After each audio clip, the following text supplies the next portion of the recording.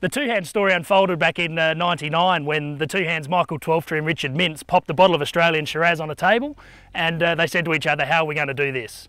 The boys then came up with the concept of really focusing on regional Shiraz from 6 of the best Shiraz growing regions in the country, bringing them all back to the Barossa and showcasing to the world from there. I guess what makes Two Hands so unique is when Michael actually took a gamble and brought 5 other regions into the Barossa, and just to basically show the world how varied the 6 regions across Australia that we source can be. So, you know, we've got Clare in the north, obviously the Barossa, McLaren Vale and Langhorne Creek in the south, Pathaway in the southeast, and Heathcote just north of Melbourne. And I think if you were to line up all 6 in a row, they are so uniquely different. And I think it was a bit of a gamble that has definitely paid off for Two Hands Wines in the last 12 years. One of the great advantages of being a negociant, where we source 95% of our fruit directly from growers across the regions, is it gives you the monopoly of some of the best fruit in the valley.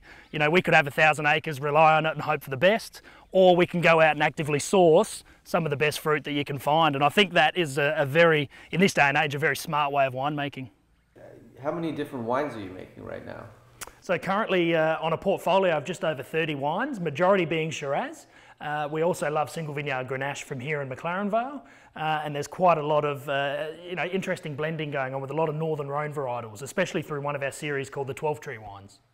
And tell us a little bit about what's gone on with the Australian wine industry. I mean, we've had these sort of the critter wines hit America, and then there was this sort of glut of not so good Australian wine, and now I feel that there's sort of this renaissance where you're getting a lot of small batch producers producing really... Absolutely, yeah, and I think you've hit the nail on the head. It's always that artisanal sort of very small batch, looking at different appellations, really changing the winemaking style to what a lot of big blockbuster Shiraz was, and critters. I mean, I think we've all seen enough critters in our time that I don't think you'll ever see a critter pop up on one of our labels in any time soon. But I think the New World winemaking and different winemaking techniques and pretty much what the fruit is telling you is depicting the sort of story of Australian wines at the moment.